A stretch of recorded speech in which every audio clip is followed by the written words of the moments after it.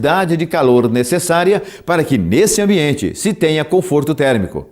E a determinação dessa quantidade de calor é feita por meio da estimativa da carga térmica. Como esse é um assunto muito mais ligado com a fase de projeto do sistema de refrigeração, nós optamos por abordá-lo apenas no livro. Porém, com o passar do tempo, o sistema de refrigeração pode reduzir a sua eficiência. São vários os fatores que podem levar a isso: obstruções no evaporador, no condensador, perda de compressão, vazamentos de gás, aumento de carga térmica nos ambientes, vazamento nos dutos de ar, obstruções nestes mesmos dutos, válvula de expansão termostática mal regulada, entre outras possibilidades. E cabe a você, técnico em refrigeração, saber avaliar o desempenho de um sistema e obter parâmetros que lhe permitam chegar a uma conclusão a respeito do desempenho do sistema. Veja a seguir como isso deverá ser feito. Para avaliar o desempenho de um sistema de refrigeração, você irá precisar de trena, anemômetro, psicrômetro, carta psicrométrica e uma calculadora para fazer alguns cálculos simples. Alguns destes materiais não são tão conhecidos e por isso merecem uma breve apresentação. Confira. O anemômetro é um instrumento utilizado para medir a velocidade do ar. Ele deve ser posicionado frontal a um fluxo de ar para que a sua velocidade seja indicada no display. O psicrômetro é um instrumento constituído por dois termômetros, um de bulbo seco e outro de bulbo úmido. O bulbo úmido é envolvido por um tecido de algodão que deve estar sempre umedecido com água. Assim, esse termômetro indicará sempre a menor temperatura que o ar em um ambiente poderá atingir. E a carta psicrométrica se refere a uma representação gráfica das principais propriedades físicas e psicrométricas do ar. Ela representa também a relação existente entre essas propriedades. Por isso, ela é também chamada de gráfico psicrométrico. Para quem não conhece o gráfico psicrométrico, em um primeiro momento pode parecer algo bastante confuso e complicado. Mas, felizmente, não é. Veja você mesmo. Na verdade, o que existe no gráfico psicrométrico é uma grande quantidade de linhas representando as propriedades do ar. Por exemplo, todas as linhas verticais correspondem à temperatura do bulbo seco do psicrômetro.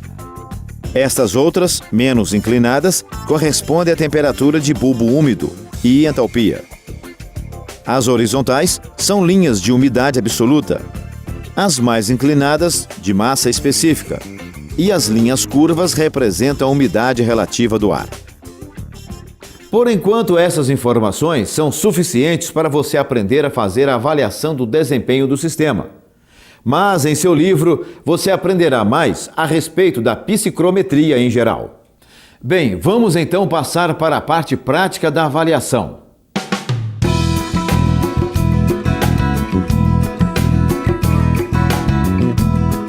A estimativa da vazão precisa ser feita com o sistema em funcionamento e na saída do evaporador. Utilize a trena e meça o comprimento e também a largura do evaporador. Anote esses valores.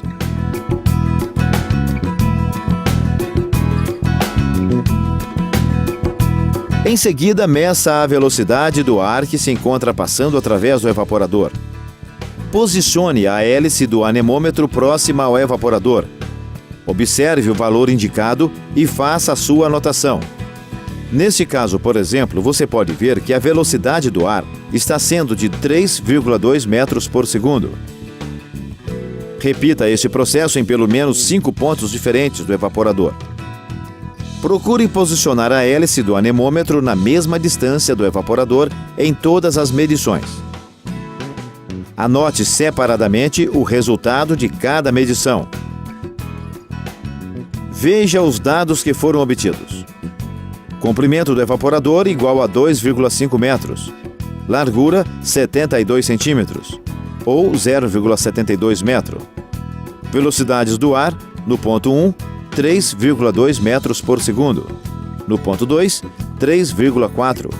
No 3, 2,9. No 4, 2,9. E no 5, 3,1 metros por segundo. Agora, faça os cálculos e estime a vazão de ar que passa através do evaporador. Primeiro, determine a área multiplicando o comprimento do evaporador pela sua largura, ambos em metros, ou seja, 2,5 metros vezes 0,72 metro é igual a 1,8 metro quadrado. Agora, obtenha a velocidade média do ar. Some os dados que foram obtidos com o anemômetro e divida o valor obtido por 5.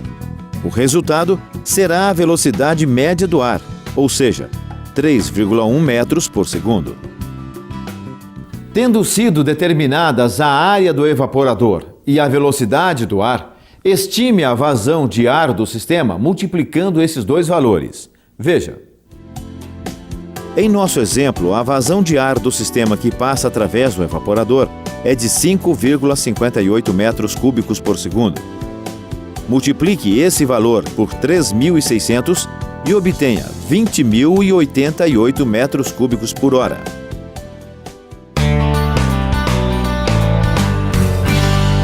Agora, com o psicrômetro, meça as temperaturas do ar. Na entrada do evaporador, obtenha a temperatura de bulbo úmido apenas. E na saída, a de bulbo úmido e de bulbo seco. Como você pode ver, os bulbos do psicrômetro devem ser colocados bem próximos da superfície do evaporador, mas sem encostar. Veja os resultados obtidos.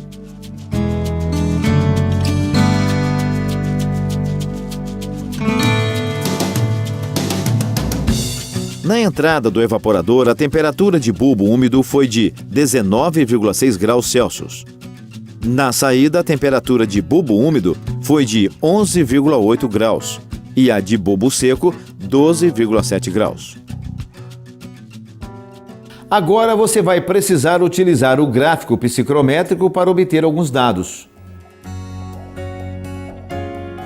Entre neste gráfico com os valores de temperatura de bulbo úmido e bulbo seco, medidos após o evaporador, e obtenha a massa específica.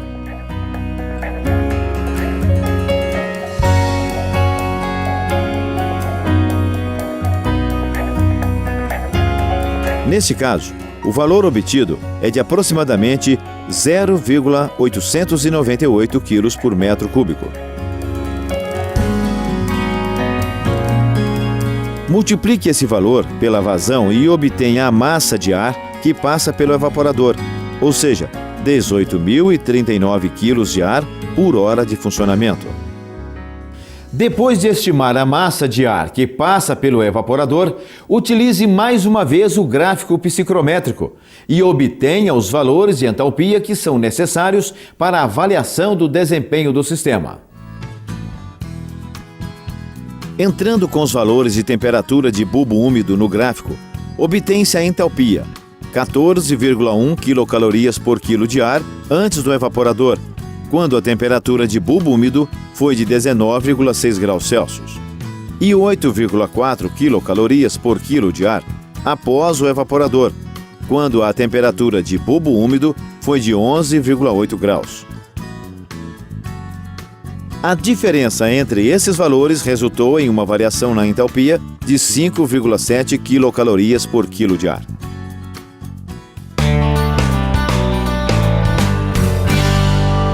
Agora multiplique a massa de ar que passa pelo evaporador pela diferença de entalpia que acabamos de calcular. Faça as transformações e calcule a capacidade térmica do sistema. Veja o resultado que foi obtido para os dados do nosso exemplo. Ao multiplicar os 18.039 kg de ar por hora de funcionamento pela variação da entalpia, que foi de 5,7 quilocalorias por quilo de ar, o resultado obtido foi de 102.822,3 quilocalorias por hora de funcionamento.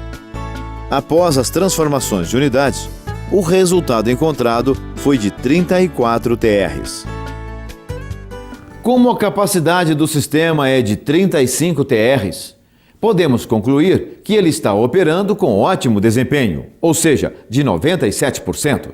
Os cálculos que foram feitos de uma forma mais direta estão demonstrados em detalhes no seu livro. Além disso, as discussões a respeito das formas de interpretar os resultados de desempenho obtidos e os diagnósticos de eventuais problemas que podem ocorrer são detalhadamente abordados no livro. Por isso, interrompa agora este filme e estude esse assunto em seu livro. Complemente seus conhecimentos a respeito da operação e desempenho dos sistemas de condicionamento de ar de grande porte. Faça também os exercícios propostos que lhe ajudarão a consolidar os conhecimentos a respeito desse assunto.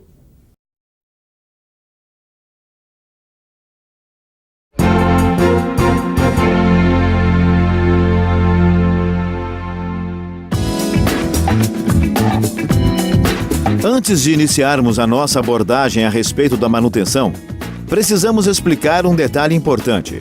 No curso Condicionadores de Ar tipo Janela e Split, na parte de manutenção, demonstramos vários testes e processos de avaliação do sistema elétrico do motocompressor.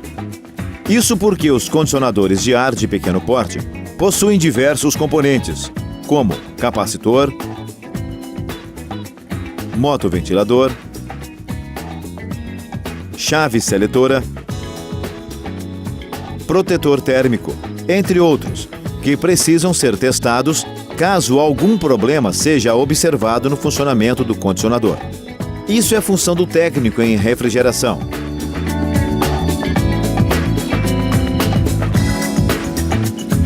Já no caso dos condicionadores de grande porte, o sistema elétrico é mais complexo.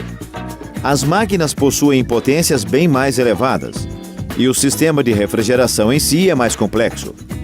Isso sem falar nos dispositivos de comando, controle, proteção e segurança que se tornam necessários. Tudo isso faz com que a alimentação elétrica desses sistemas seja feita através de sistemas mais complexos, quase sempre em quadros de controle e de comando. Sendo assim, a manutenção, quando necessária, requer conhecimentos mais aprofundados em eletricidade e em dispositivos de controle e segurança. Por essas razões, nós não vamos aprofundar na manutenção do sistema de alimentação elétrica. Se você for um profissional que possui capacitação para executar esse tipo de serviço, ótimo, não há nenhum problema. Mas se este não for o seu caso, aconselhamos que deixe essas manutenções para um técnico especializado em eletricidade. Logicamente, testes mais simples você poderá realizar, como, por exemplo, fazer o teste de massa do motocompressor e medir tensão e corrente elétrica. Sendo assim, o foco principal das manutenções dos condicionadores de ar passa a ser o circuito frigorígeno e o sistema de distribuição de ar.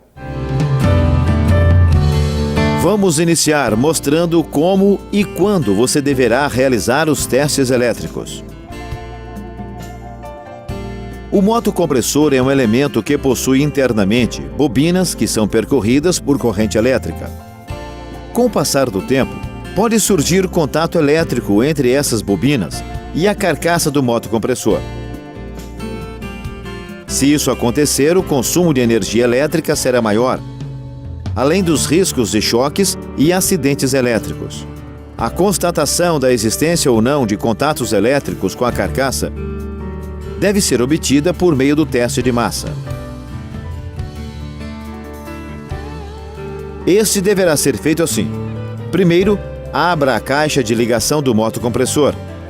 Veja que dentro dela existem 3 barramentos, uma vez que este é um equipamento trifásico.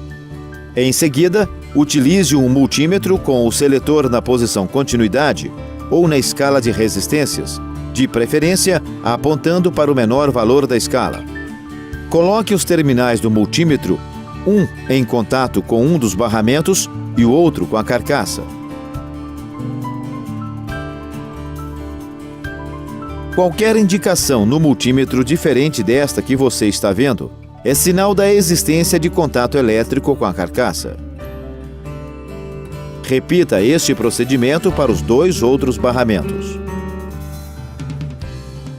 Se você constatar que existe contato elétrico com a carcaça, Um técnico especializado em manutenção de motores elétricos deverá ser solicitado para solucionar o problema.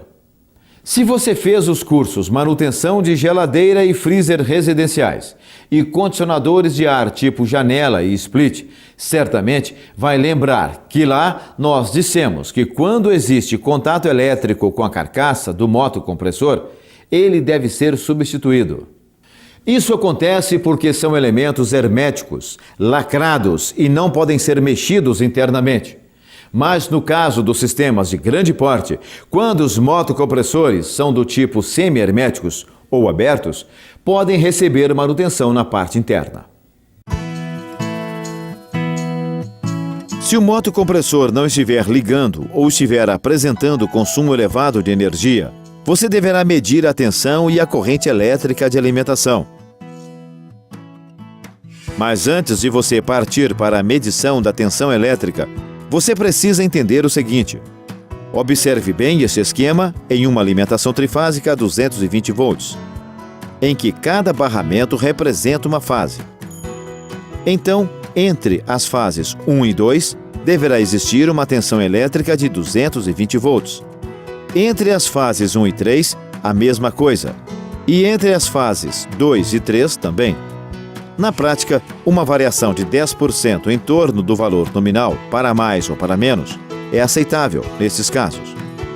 Então, para a tensão elétrica ser considerada adequada, o valor lido no multímetro deverá estar entre 198 e 242 volts para o sistema trifásico a 220 volts.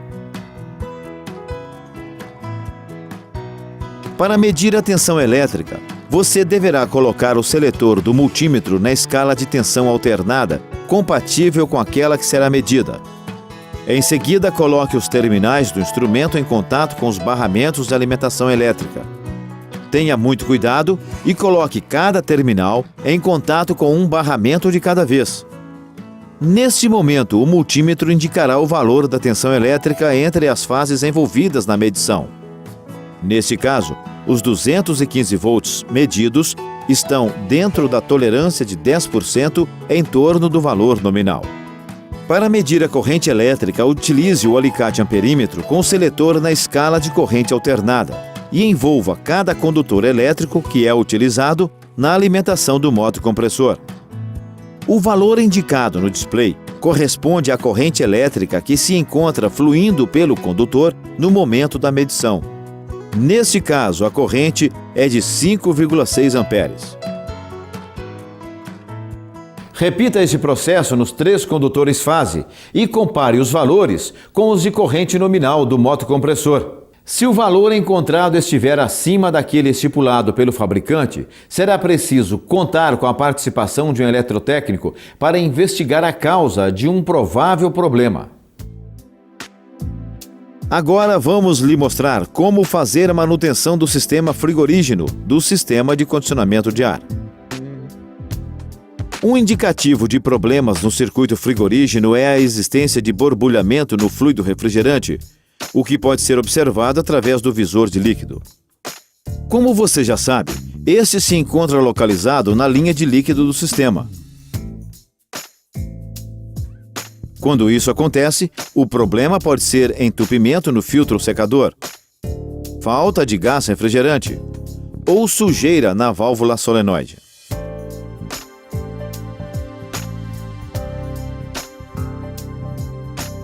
Para saber se a causa do borbulhamento está no filtro secador, você precisará medir a perda de carga através do mesmo.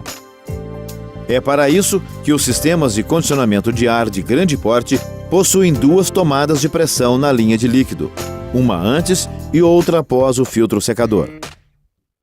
Então conecte a mangueira de alta do manifold antes do filtro secador e faça a leitura da pressão.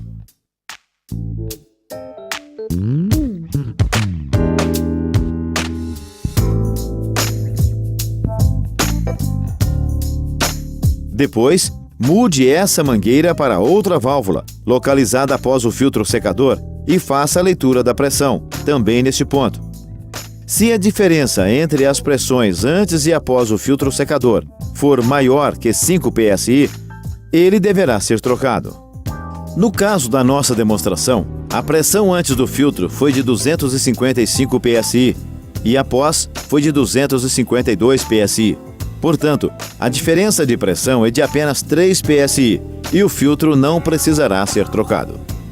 Veja agora o procedimento que você deverá adotar para realizar a troca do filtro secador. Feche a válvula na linha de líquido antes do filtro. Espere a pressão de sucção reduzir até o pressostato de baixa desligar o motocompressor automaticamente. Quando isso acontecer, feche a válvula de sucção do motocompressor. Primeiro, retire a cápsula de proteção.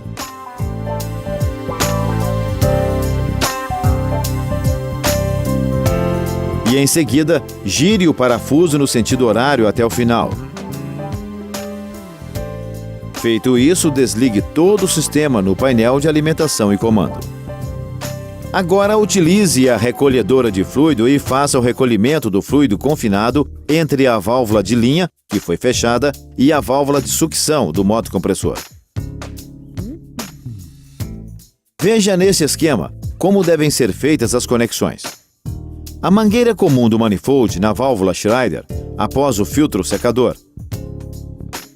A mangueira de baixa na entrada de um filtro secador que faz parte do sistema de recolhimento. A saída desse filtro na entrada da recolhedora.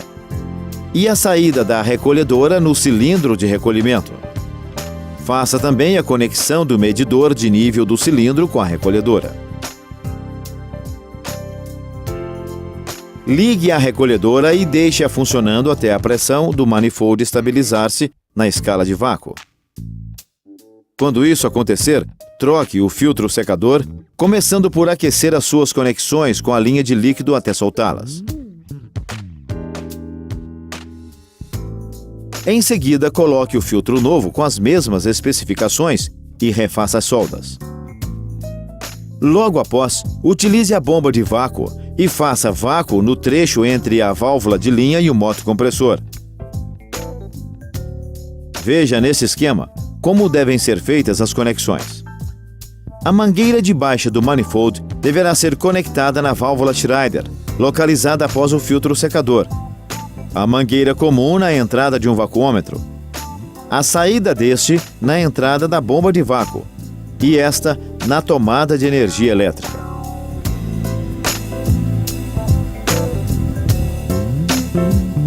Ligue a bomba e faça vácuo até o vacuômetro indicar uma pressão estável, de aproximadamente 100 milibares. Isso deve durar uns 15 minutos ou mais. Depois de fazer o vácuo, retire o manifold, abra a válvula de sucção do motocompressor.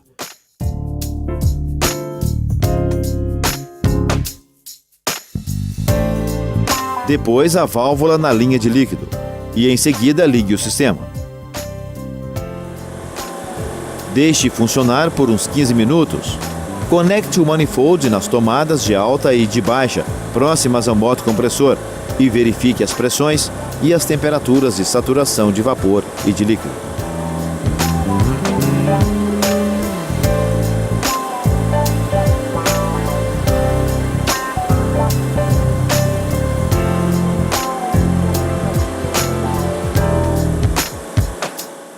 No livro deste curso, você vai encontrar uma explicação bem detalhada de como obter diretamente do manifold esta relação pressão-temperatura de saturação. Mas você sabe que cada fluido possui uma relação ideal de pressão e temperatura, tanto para a baixa como para a alta. Sabe também que elas são obtidas no sistema somente se a quantidade de fluido refrigerante no mesmo estiver correta. Como você acabou de recolher uma pequena quantidade de fluido, provavelmente será necessário fazer também uma pequena recarga. Então, aprenda a medir as pressões e a fazer a recarga de fluido. Aqui estão as linhas de baixa e de alta do motocompressor. Em cada uma existe uma válvula para a tomada de pressão. E é nessas válvulas que você irá conectar o manifold para medir as pressões e temperaturas de saturação do sistema.